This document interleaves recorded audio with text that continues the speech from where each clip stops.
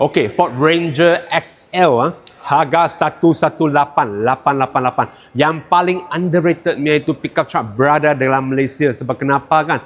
Banyak orang make impression untuk kereta ni, untuk Ford saja mereka ingat, wah ini harga mahal, tak mampu. Sebenarnya okey. Lagipun sekarang kita ada promosi kau-kau harga adik-beradik. Roger sama saya, jom kita pergi tengok ada apa barang menarik dekat dalam sini.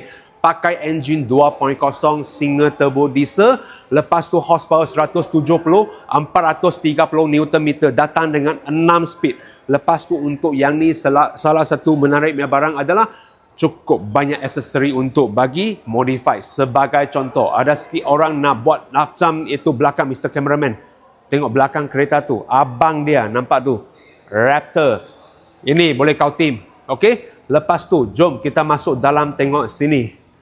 Walaupun kata entry level, tapi dalam tengok dia cukup menarik. Datang dengan yang ini, digital meter. Digital meter bukan pakai jarum. Tengok cukup cun.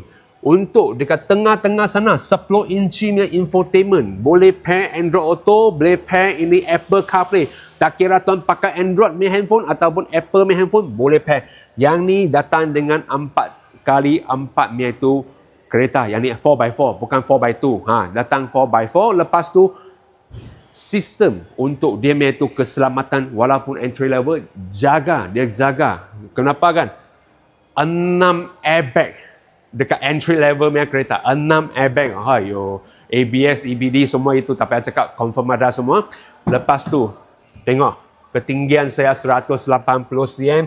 Duduk dekat belakang pun masih sangat selesa lagi. Sebab kenapa sama satu kategori punya kereta. Tak kira apa jenama, pickup truck saja berada dekat dalam Malaysia. Yang ni adalah yang paling luas sekali dekat belakang sini punya tempat. So tengok saya punya ketinggian 180 cm. Duduk dekat belakang masih selesa lagi. Lepas tu apa yang nampak akan yang dapat. Yang ni sport bar semua datang semua sekali. Lepas tu untuk tauke kalau ingin nak beli untuk staff nak bagi pakai kan, yang belakang sini boleh load 1 tan. Tarik boleh tarik 3.5 tan. Lepas tu Mr. Cameraman sila ikut sama saya. Boleh tengok dekat belakang sini cukup menarik. Sebab kenapa kan? Yang ni agak panjang 1.5 meter. Luas dia 1.5 meter. Ambil punya barang pun banyak. Okey? Lepas tu jom kita tengok lagi. Yang salah satu saya paling suka punya fungsi adalah yang datang dengan box step ni. Waktu nak ambil barang cukup senang, macam tu angkat saja. Okey? So untuk Ford Ranger XL ni sekarang kita ada banyak stok. Okey? Tak kira nak warna putih, hitam atau grey, boleh Roger sama saya. Okey? Sebab saya tahu ada sikit jenama dia kurang stok. Saya ada ready. Okey? Roger sama saya, dapatkan ini harga adik-beradik. Cari saya phone. Lepas tu follow sama saya. Yang paling penting tekan follow.